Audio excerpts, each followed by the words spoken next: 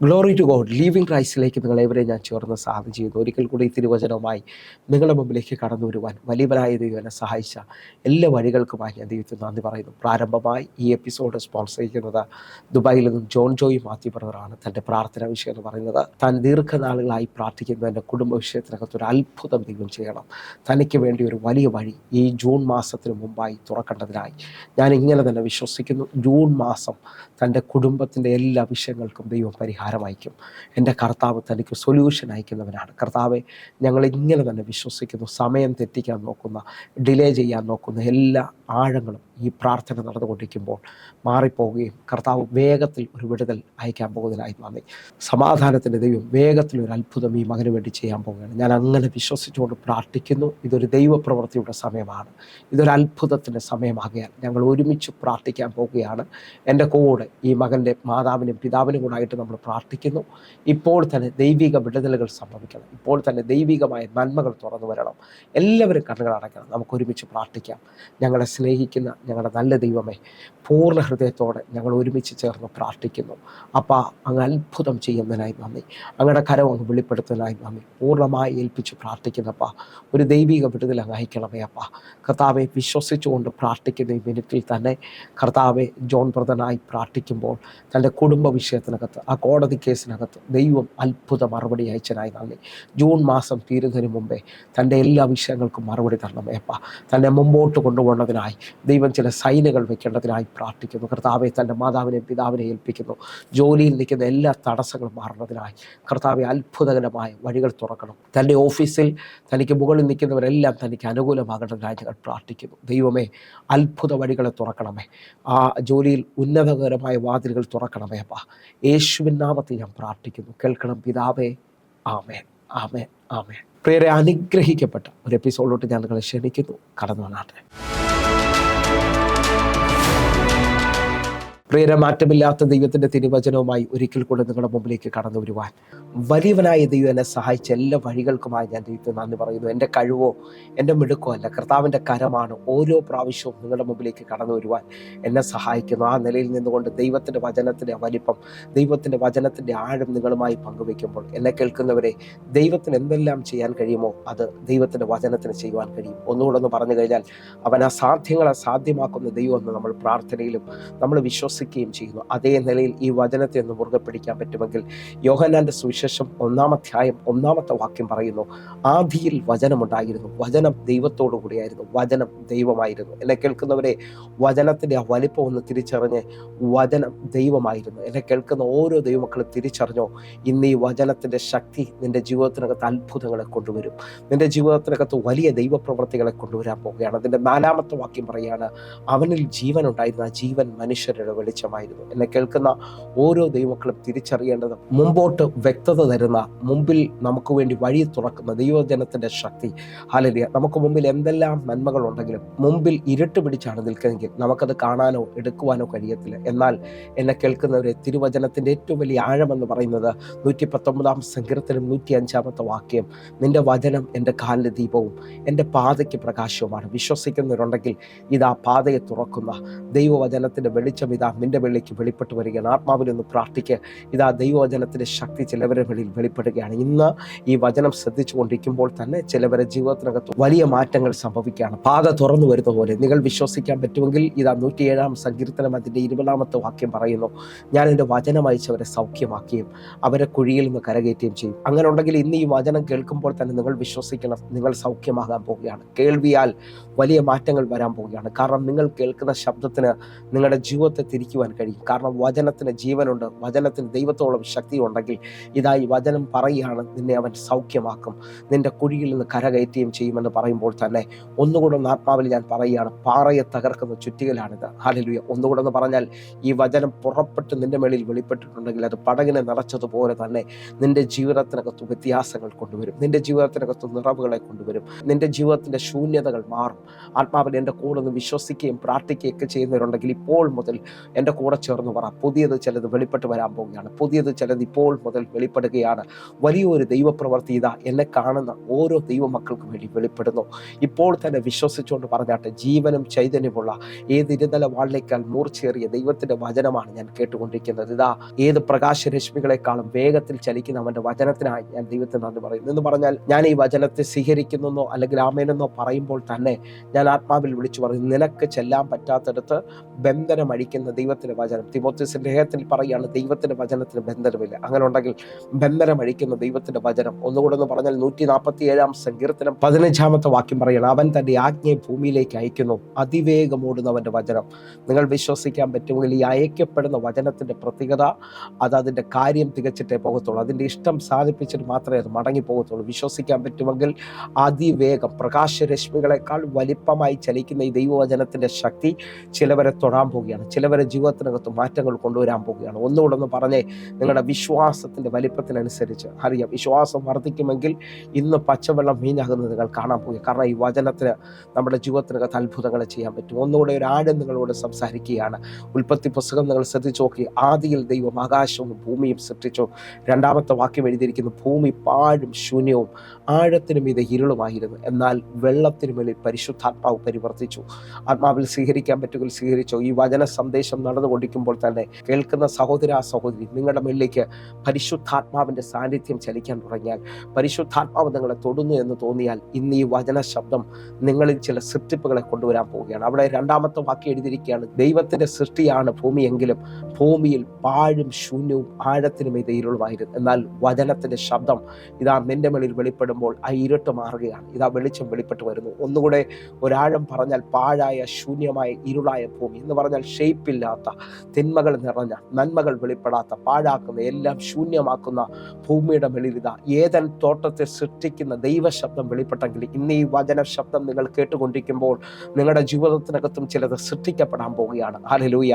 വചനത്തിനകത്ത് നിങ്ങൾ വിശ്വസിക്കാമെങ്കിൽ അവന്റെ അടിപ്പടലാൽ നിങ്ങൾക്ക് സൗഖ്യമുണ്ട് എന്നുള്ള വചനം ഇപ്പോൾ നിങ്ങളിൽ നിവൃത്തിയായി വരികയാണ്. കാരണം യിരെമ്യാ പ്രവാചകന്റെ പുസ്തകം 1:12 പറയുന്നു, നീ കണ്ടത് ശരി തന്നെ, എൻ്റെ വചനം നിവർത്തീകരിക്കേണ്ടതിന് ഞാൻ തന്നെ ജാഗരിച്ചുകൊള്ളും. വിശ്വസിക്കുന്നുണ്ടെങ്കിൽ ഇപ്പോൾ മുതൽ എൻ്റെ കൂടെ ചേർന്ന് വിശ്വസിക്കുക. ഇതാ വചനം നിങ്ങളിൽ ജാഗരിക്കാൻ പോവുകയാണ്. നിവർത്തി വരുത്തുന്ന, വഴി തുറക്കുന്ന വചനത്തിന്റെ ശക്തി ചിലവർക്ക് വേണ്ടി വെളിപ്പെടുക. ഈ വചനം കേട്ടുകൊണ്ടിരിക്കുമ്പോൾ തന്നെ ജീവിതത്തിനകത്ത് പുതിയത് ചിലത് വെളിപ്പെട്ട് വരുമെന്ന് വിശ്വസിക്കണം. കാരണം ഈ വചനത്തിന് അത്രത്തോളം ശക്തിയുണ്ട്. ഒന്നുകൂടെ ഒരു വെളിപ്പാട് നിങ്ങളുടെ മുമ്പിലോട്ട് കൈമാറാൻ ആഗ്രഹിക്കുകയാണ്.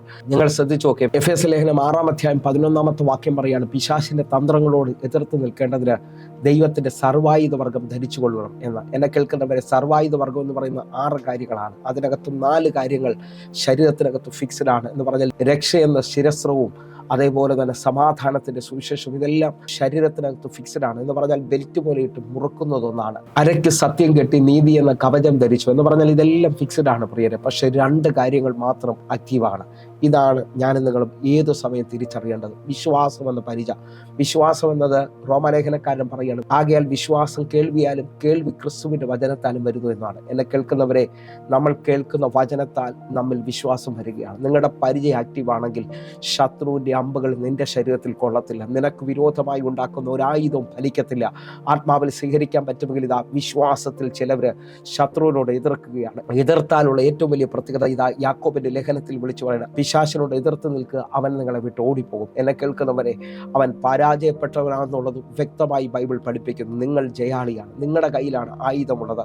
ഒന്നുകൊണ്ടെന്ന് പറഞ്ഞാൽ നിങ്ങളുടെ എതിരാളിക്ക് ഒരു ആയുധമില്ല, അവൻ തന്ത്രങ്ങളിലാണ് നിൽക്കുന്നത്.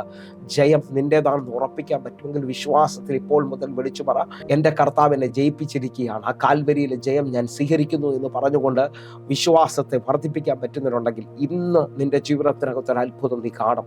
ഇന്ന് നിന്റെ ജീവിതത്തിനകത്ത് ഒരു ഭയങ്കര ദൈവപ്രവൃത്തി വെളിപ്പെട്ട് വരാൻ പോവുകയാണ്. എൻ്റെ കൂടെ അത് വിശ്വസിക്കുന്നവരുണ്ടെങ്കിൽ ഇപ്പോൾ മുതൽ പ്രാർത്ഥിച്ചു തുടങ്ങുക. അസാധാരണമായ ചലനം ഉണ്ടാകാൻ പോകുക. കാരണം ഇന്നത്തെ ദിവസത്തിന് ഇത് യഹോവ ഉണ്ടാക്കിയ ദിവസമാണ്. ഇന്ന് നാം സന്തോഷിച്ച് ആനന്ദിക്കുക എന്ന 118 സങ്കീർത്തനം അതിൻ്റെ 24 വാക്യം പറയുമ്പോൾ, ഇന്ന് ദൈവത്താൽ ചിലത് സംഭവിക്കുമെന്ന് വിശ്വസിക്കുന്നുണ്ടെങ്കിൽ, എൻ്റെ ദൈവത്താൽ ഞാൻ ഈ മതിൽ ചാടിക്കടക്കുമെന്ന് ഉറപ്പുള്ളവരുണ്ടെങ്കിൽ ആ പ്രതികൂലത്തെ നിങ്ങൾ ജയിക്കാൻ പോവുകയാണ്. ഒന്നുകൂടെ ഒന്ന് പറഞ്ഞു കഴിഞ്ഞാൽ, മോശ പറഞ്ഞതുപോലെ ഭയപ്പെടേണ്ട, ഉറച്ചു നിൽക്കുക. യഹോവ ഇന്ന് നിങ്ങൾക്ക് ചെയ്യാൻ വരാനിരിക്കുന്ന രക്ഷയെ നിങ്ങൾ കണ്ടുകൊള്ളുക. ഇന്ന് കണ്ട മിസ്രൈമിനെ ഇനി ഒരു നാളും കാണത്തില്ല. അങ്ങനെ ഉണ്ടെങ്കിൽ വിശ്വാസത്തിൽ ഒരു വർധനവ് കണ്ടിട്ട് പറഞ്ഞേ, ഇന്നൊരു ദൈവപ്രവൃത്തി നടക്കും, ഇന്നൊരു വിടുതൽ നടക്കും, ഇന്ന് എൻ്റെ ജീവിതത്തിനകത്തൊരു ദൈവത്തിൻ്റെ കരം അസാധാരണമായി ചലിച്ചുകൊണ്ടിരിക്കുകയാണ്. അങ്ങനെ ഒന്ന് വിശ്വസിച്ചുകൊണ്ട് ആത്മാവിൽ ചലിക്കാൻ പറ്റുന്നതുണ്ടെങ്കിൽ എൻ്റെ കൂടെ ആത്മാവിൽ ഒന്ന് ഉണർന്ന് പ്രാർത്ഥിച്ച്, പരിശുദ്ധാത്മാവെ ഞങ്ങൾ വിശ്വസിക്കുന്നു, വലിയ ദൈവപ്രവൃത്തികൾ സംഭവിക്കാൻ പോകുന്നതിനായി നന്ദി, വലിയ ദൈവത്തിൻ്റെ കരം ചലിക്കാൻ പോകുന്നതിനായി നന്ദി. അങ്ങനെ വിശ്വാസത്തിൻ്റെ പരിച ചലിപ്പിക്കുന്നുണ്ടെങ്കിൽ വചനമെന്ന വാള്, അല്ലെങ്കിൽ അപ്പോൾ നിങ്ങൾ ശ്രദ്ധിച്ച്, ഇടതേ കയ്യിൽ പരിചയം വിശ്വാസം എന്ന വാളും ഉണ്ടെങ്കിൽ, ഞാൻ ആത്മാവിൽ ഇത് രണ്ടും ചലിക്കുന്നതാണെങ്കിൽ നീ മുമ്പോട്ട് പോകാൻ പോവുകയാണ്. ആത്മാവിൽ സ്വീകരിച്ച്, അല്ലെങ്കിൽ ഇസ്രായേൽ മക്കളോട് ചെങ്കടലിന്റെ മുമ്പിൽ വന്ന് നിൽക്കുമ്പോഴും ദൈവത്തിന് ഒന്നേ പറയാനുള്ളൂ, എൻ്റെ ജനത്തോട് മുമ്പോട്ട് പോകാൻ പറ. ആത്മാവിൽ വിശ്വസിക്കാമെങ്കിൽ ഈ ചെങ്കടലിൽ നീ മുങ്ങത്തില്ല, നിന്റെ ശത്രു മുങ്ങാൻ പോവുകയാണ്. നിന്റെ ജീവിതത്തിനകത്ത് അസാധാരണമായി തലം തുറന്നു വരാൻ പോവുകയാണ്. എൻ്റെ കൂടെ അത് വിശ്വാസത്തിൽ ഹല്ലേലൂയ നമ്മളൊന്ന് ഡിക്ലെയർ ചെയ്ത് പ്രാർത്ഥിക്കുക. ഭയങ്കര ചലനമുണ്ടാകട്ടെ, ദൈവത്തിൻ്റെ പ്രവൃത്തി വെളിപ്പെട്ട് വരട്ടെ, അസാധാരണമായി ദൈവത്തിൻ്റെ നീതി ചലിക്കാൻ തുടങ്ങട്ടെ. ഞാൻ ആത്മാവിൽ വിശ്വസിച്ചുകൊണ്ട് പ്രാർത്ഥിക്കുക, പരിശുദ്ധാത്മാവേ ഇപ്പോൾ തന്നെ ഒരു ഭയങ്കര ദൈവപ്രവൃത്തി ഈ ജനത്തിന്റെ മേളിൽ അങ്ങ് കൈമാറുന്നതിനായി സ്തോത്രം. ഈ ജനത്തിന്റെ മേളിൽ അങ്ങ് കൈമാറുന്നതിനായി ഞാൻ നന്ദി പറയുകയാണ്. ഇതാ വിശ്വാസത്തിൽ ഇവർ എഴുന്നേൽക്കുകയാണ്. ഇന്ന് തന്നെ കുന്നൊന്ന് കുന്നു രണ്ടെന്ന് പറഞ്ഞുകൊണ്ട് ഇവരെ വാഗ്ദത്തങ്ങളെ ഇവർ അവകാശം പറയുകയാണ്. ആത്മാവിൽ വിശ്വസിക്കാൻ പറ്റുമെങ്കിൽ വിശ്വസിച്ചോ. ഇതാ ഗിദെയോൻ യുദ്ധത്തിനിറങ്ങിയതുപോലെ ഗിദെയോന്റെ കയ്യിൽ ഹല്ലേലൂയ കുന്തോ വാളോ പരിചയം ഒന്നുമില്ല, പക്ഷെ ഗിദെയോന്റെ കയ്യിൽ ഒരു കുടവുണ്ട്, അതിനകത്തൊരു തീപ്പന്തമുണ്ട്, ഒരു കാഹളമുണ്ട്. ആത്മാവിൽ വിശ്വസിക്കാൻ പറ്റുമെങ്കിൽ വിശ്വസിച്ചോ. നീ യുദ്ധത്തിനിറങ്ങുമ്പോൾ നിന്റെ മേളിൽ തീ ഉണ്ടെങ്കിൽ ഹല്ലേലൂയ. ഇത് അബ്രഹാമിനെ നോക്കി മകൻ ഇസഹാക്ക് പറയുകയാണ്, അപ്പാ നമ്മുടെ കയ്യിൽ വിറകുണ്ട്, കത്തിയുണ്ട്, തീയുണ്ട്. ഹല്ലേലൂയ. യാഗമൃഗം മാത്രമാണ് ഇല്ലാത്തത്. നീ വിശ്വസിക്കാൻ പറ്റുമെങ്കിൽ നിന്റെ കയ്യിൽ വചനമെന്ന വാളുണ്ടെങ്കിൽ ഹല്ലേലൂയ, നിന്റെ മേളിൽ അഭിഷേകം ഉണ്ടെങ്കിൽ നീ അതിനെ ജയിക്കാൻ പോവുകയാണ്. ഹല്ലേലൂയ. നിന്റെ മേളിൽ ആരാധന, യാഗപീഠം പണിയുന്നത് വിറക് കൊണ്ടാണ്. ഹല്ലേലൂയ. നിങ്ങൾ വിശ്വസിക്കാൻ പറ്റുമെങ്കിൽ ആരാധിക്കുന്നവൻ ജയിക്കുന്നവനാണ്. ഹല്ലേലൂയ. വചനമെന്ന വാളുണ്ടെങ്കിൽ നീ യുദ്ധത്തിൽ മുമ്പോട്ട് തന്നെ പോകും. ആത്മാവിൽ സ്വീകരിക്കാമെങ്കിൽ സ്വീകരിച്ചോ. വചനമെന്ന വാളുണ്ടെങ്കിൽ നീ ആത്മാവിൽ ജയിക്കാൻ പോവുകയാണ്. ആത്മാവിൽ തീ വെളിപ്പെട്ടവൻ പൈശാചിക ശക്തികളെ തകർത്തു കളയുന്നു. വിശ്വസിക്കുന്നത് ഞാൻ ഇങ്ങനെ ഒന്ന് വിശ്വസിക്കുകയാണ്, എൻ്റെ അറിവാണ്. ഹല്ലേലൂയ. നിങ്ങൾ ശ്രദ്ധിച്ചു നോക്കിയ, ശത്രുവിന് വെള്ളത്തെയും തീയെയും പേടിയാണെന്നാണ് ബൈബിളിൽ നമ്മൾ കാണുന്നത്.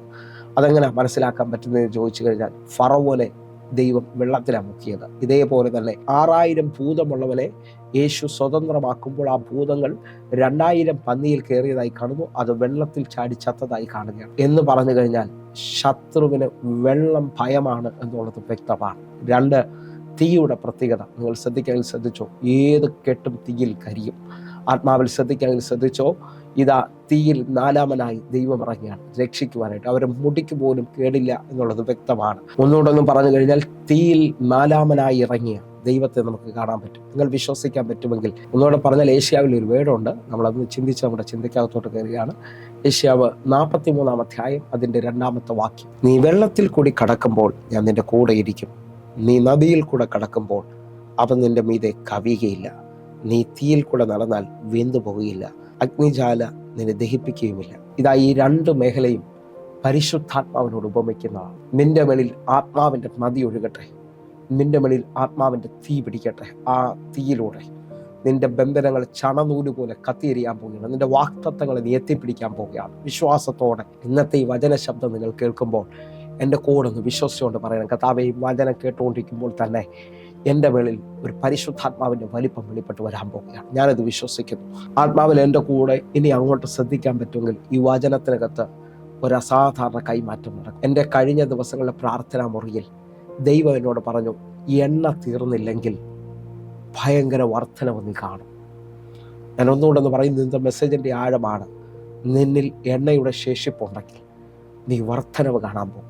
ഏത് മേഖലയാണോ ശത്രു നിന്നെ ഒതുക്കാൻ നോക്കുന്നത്, ദാരിദ്ര്യമാണോ, കുടുംബ വിഷയമാണോ, ഏത് വിഷയത്തിനകത്താണോ നീ ഞെരുങ്ങാൻ പോകുന്നത്, അതിനകത്ത് നിന്റെ മേളിൽ എണ്ണയുടെ ശേഷിപ്പുണ്ടെങ്കിൽ, എണ്ണ തീർന്നിട്ടില്ലെങ്കിൽ നീ വലിയ വിടുതൽ കാണാൻ പോവുകയാണ്. 2 രാജാക്കന്മാരുടെ പുസ്തകം 4-ാം അധ്യായത്തിലേക്കാണ് നമ്മൾ കടന്നു വരുന്നത്. ഒരു പ്രവാചക ശിഷ്യന്റെ ഭാര്യ എലീശയുടെ അടുക്കിലേക്ക് വരികയാണ്. അതിൻ്റെ 1-ാമത്തെ വാക്യം നമുക്കൊന്ന് വായിക്കാം. പ്രവാചക ശിഷ്യന്മാരുടെ ഭാര്യമാരിൽ ഒരുത്തി എലീശയോട് നിലവിളിച്ചു, നിന്റെ ദാസനായ എൻ്റെ ഭർത്താവ് മരിച്ചുപോയി, നിന്റെ ദാസൻ യഹോവ ഭക്തനായിരുന്നു എന്ന് നിനക്കറിയാമല്ലോ.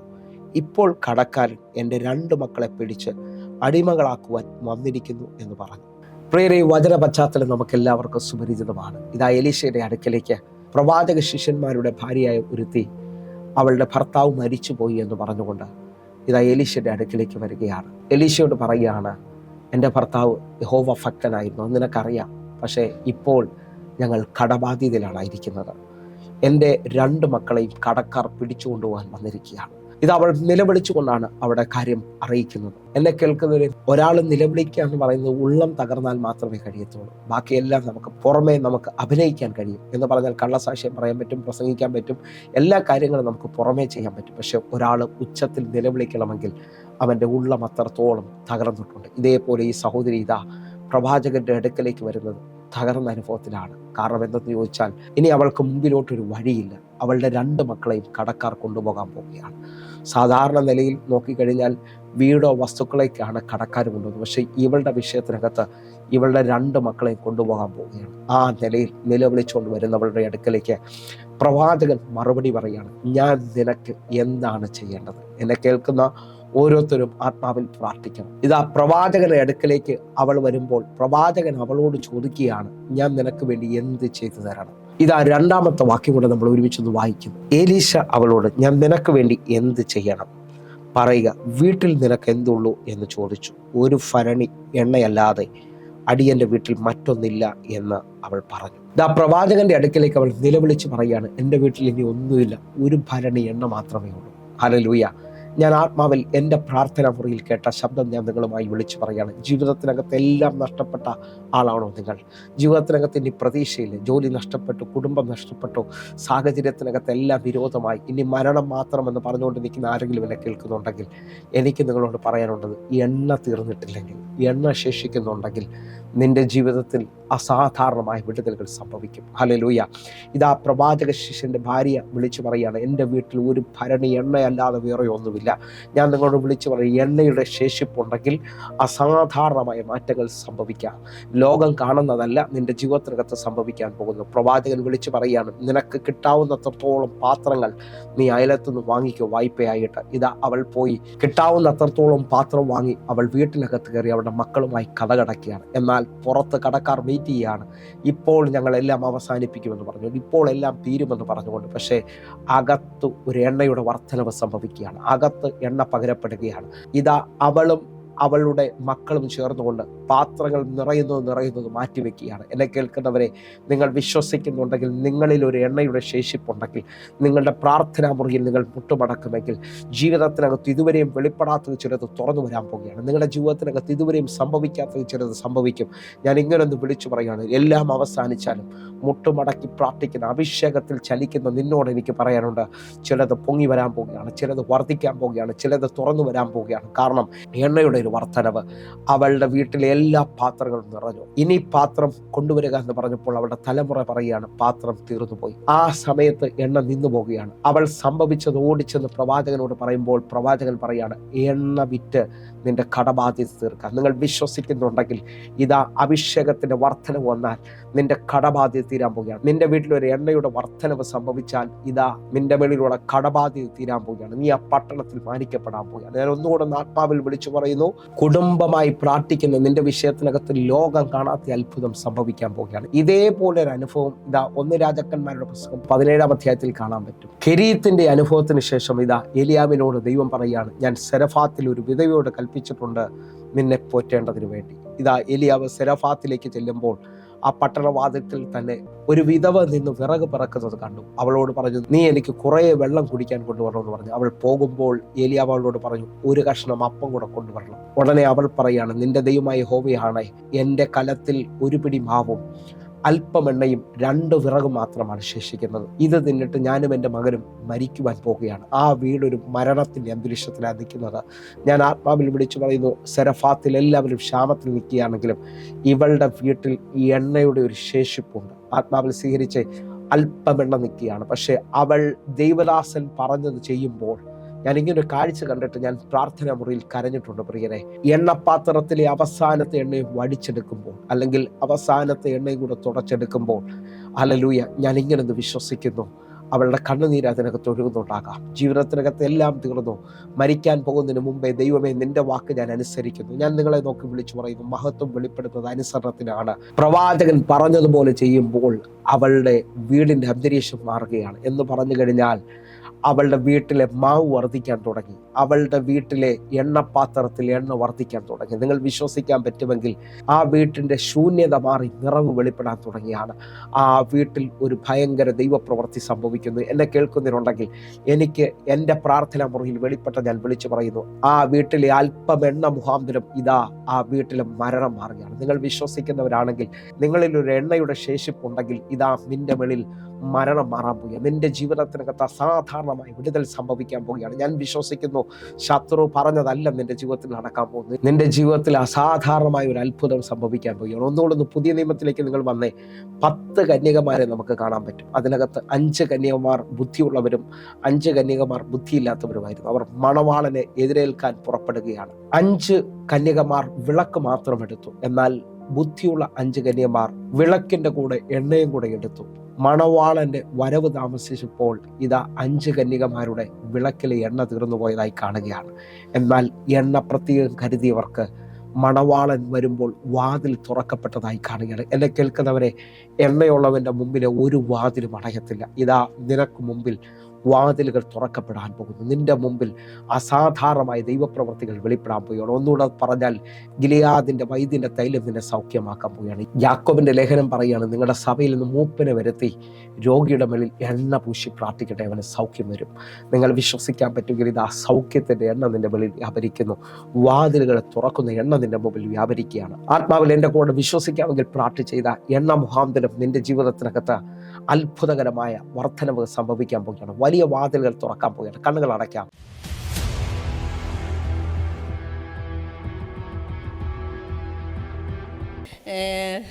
ഒരു ലോൺ എടുത്തിട്ടുണ്ടായിരുന്നു എൻ്റെ മകളുടെ വിവാഹത്തിന് വേണ്ടിയിട്ട് ട്രിവാൻഡ്രത്ത് നിന്ന് ബാങ്കിൽ നിന്ന്. അപ്പോഴും അത് 5 വർഷമാണ് ആ ലോൺ അടയ്ക്കേണ്ട കാലാവധി. എന്നാൽ എൻ്റെ ഈ ഏപ്രിൽ മാസം 17-ാം തീയതി ആകുമ്പോൾ മോളുടെ വിവാഹം കഴിഞ്ഞിട്ട് 4 വർഷമേ ആവത്തുള്ളൂ. അപ്പോൾ തന്നെ എനിക്ക് ആ ലോൺ അടച്ച് തീർക്കാൻ, ഞാൻ ഈ ലോൺ എടുത്തപ്പോൾ വളരെ ഭാരത്തോടാണ് ഞാൻ എടുത്തത്. എന്ന് വെച്ചാൽ എങ്ങനെ അടച്ച് തീർക്കും എന്നുള്ളത് അങ്ങനത്തെ ചിന്തയിലാണ് എടുത്തത്. ഒത്തിരി അത് പെൻഡിങ്ങിൽ വന്ന് പിന്നെ ഒരു 2-3 പ്രാവശ്യം അങ്ങനെ പെൻഡിങ് വന്ന് അടച്ച് തീർത്ത് പിന്നെയും അത് മൊത്തം 4 വർഷത്തിനുള്ളിൽ തന്നെ അത് കടഭാരത്തെ എനിക്ക് എടുത്ത് തീർക്കാൻ ദൈവം അനുവദിച്ച്. ഞാൻ ഇന്ന് ബസ്സിലിരുന്ന് ഇങ്ങോട്ട് വരുമ്പോൾ എൻ്റെ ബാക്കിലിരിക്കുന്ന 2 പേര് പറയുന്നത് ഞാൻ കേട്ടാൽ, ഞാൻ 8 ലക്ഷം രൂപ ലോൺ എടുത്ത് 28 ലക്ഷം പലിശയായിട്ട് കിടക്കുന്ന എങ്ങനെ എടുക്കുമെന്ന്. അപ്പം ഞാൻ ദൈവത്തിന് നന്ദി പറഞ്ഞു. അപ്പം 5 വർഷം കൊണ്ട് അടയ്ക്കാനുള്ളത് 4 വർഷം ആയില്ല. അതിനു മുമ്പേ എനിക്ക് അടച്ചു തീർക്കാൻ പറ്റി. അതുമാത്രമല്ല, നവംബർ ഡിസംബറിലാണോ എന്നറിയത്തില്ല, 72 മണിക്കൂർ ഇതുപോലെ പ്രാർത്ഥന നടക്കുമ്പോൾ ബ്രദർ പറഞ്ഞു, നിങ്ങളുടെ കടഭാരങ്ങളെല്ലാം അതാ മാറിപ്പോകുന്നുണ്ട്.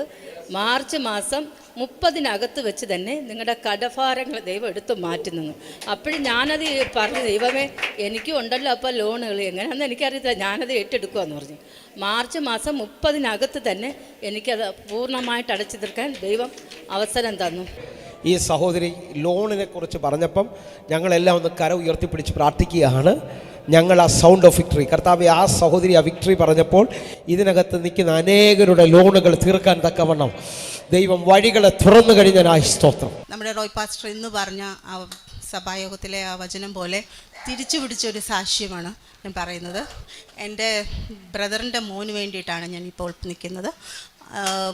മോനൊരു സർട്ടിഫിക്കറ്റ് വേണമായിരുന്നു, ക്യാരക്ടർ സർട്ടിഫിക്കറ്റ്. അപ്പം അവന് ദുബായിലാണുള്ളത്.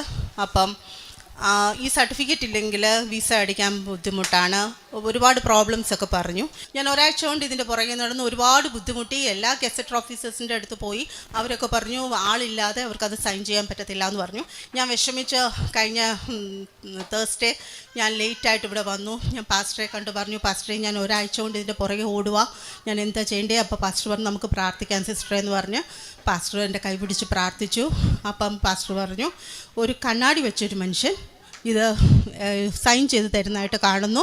അപ്പോൾ സിസ്റ്ററെ അത് ഒട്ടും ഭാരപ്പെടേണ്ട, അത് നടന്നു കഴിഞ്ഞു, ദൈവം അത് ചെയ്തു കഴിഞ്ഞു. പിന്നെ ഞാനത് കേട്ടുകൊണ്ട് പോയി, വളരെ സന്തോഷിച്ചു.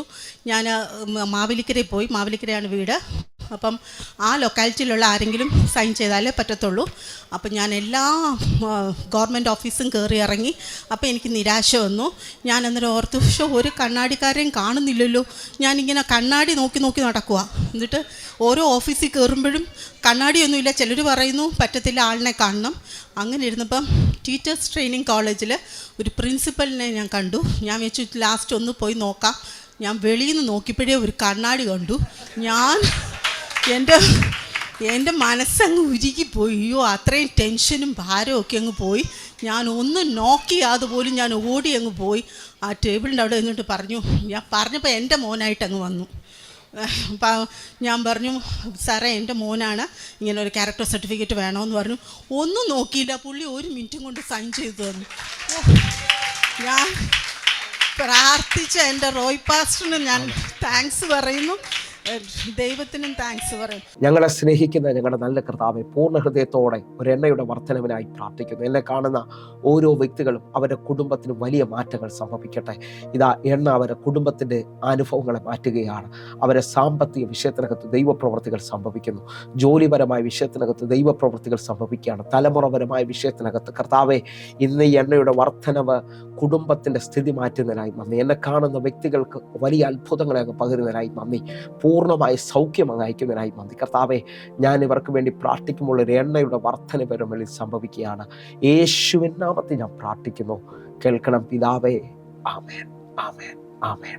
പ്രിയരേ, ഈ വചന സന്ദേശം നിങ്ങൾക്ക് അനുഗ്രഹമാകുന്നുവെങ്കിൽ നിങ്ങൾ ഇപ്പോൾ തന്നെ ഈ വാട്സാപ്പ് നമ്പറിൽ വിളിക്കുകയും അല്ലെങ്കിൽ നേരിട്ട് 811 എന്ന് തുടങ്ങുന്ന നമ്പറിൽ വിളിച്ച് നിങ്ങളുടെ പ്രാർത്ഥനാ വിഷയങ്ങൾ അറിയിക്കണം. അതേപോലെ തന്നെ നമുക്ക് പലയിടങ്ങളിൽ ആരാധന നടക്കുന്നു. പ്രത്യേകിച്ച് കുണ്ട്രയിൽ ശ്രദ്ധിക്കുന്നവർ എല്ലാ ഞായറാഴ്ചയും വെള്ളിയാഴ്ചയും നമുക്ക് കുണ്ട്രയിൽ ആരാധന നടക്കുകയാണ്. നിങ്ങളെ ക്ഷണിക്കുന്നു വലിയൊരു വിടുതൽ സംഭവിക്കേണ്ടതിനായി. അതേപോലെ തന്നെ തൃശ്ശൂരും എറണാകുളത്തും കൊല്ലത്തും തിരുവനന്തപുരത്തും നമുക്ക് ആരാധന നടക്കുന്നു. നിങ്ങൾ ഇപ്പോൾ തന്നെ കോൺടാക്ട് ചെയ്യണമെന്ന് ഓർപ്പിക്കുന്നു. നിങ്ങൾക്ക് അടുത്ത സ്ഥലത്തേക്ക് നിങ്ങൾ കടന്നു വന്നാട്ടെ. ഒരു വലിയ അത്ഭുതം പ്രതീക്ഷിക്കുക. ഈ ദിവസങ്ങളിൽ ഈ വചനത്തിന്റെ സ്വാതന്ത്ര്യം, ഈ വചനത്തിന്റെ ശക്തി നിങ്ങൾ അനുഭവിക്കാൻ പോകുന്നു. കർത്താവ് നിങ്ങളെ അധികത്തിൽ മാനിക്കട്ടെ. നിങ്ങൾക്ക് ഈ മെസ്സേജ് നഷ്ടമാകുന്നുണ്ടെങ്കിൽ നിങ്ങൾക്ക് യൂട്യൂബിലേക്ക് നിങ്ങൾ കടന്നു വരാൻ കഴിയും. യൂട്യൂബിൽ പാസ്റ്റർ റോയ് ഹെൻറി എന്ന് അടിച്ചാട്ടെ സബ്സ്ക്രൈബ് ചെയ്യണമെന്ന് ഓർപ്പിക്കുന്നു. വലിയ ദൈവപ്രവൃത്തി നിങ്ങൾക്ക് വേണ്ടി വെളിപ്പെടാൻ പോകുന്നു. നിങ്ങളെ ഞാൻ ക്ഷണിക്കുന്നു. നിങ്ങളെ കർത്താവ് അധികത്തിൽ മാനിക്കട്ടെ. God bless you. ആമേൻ.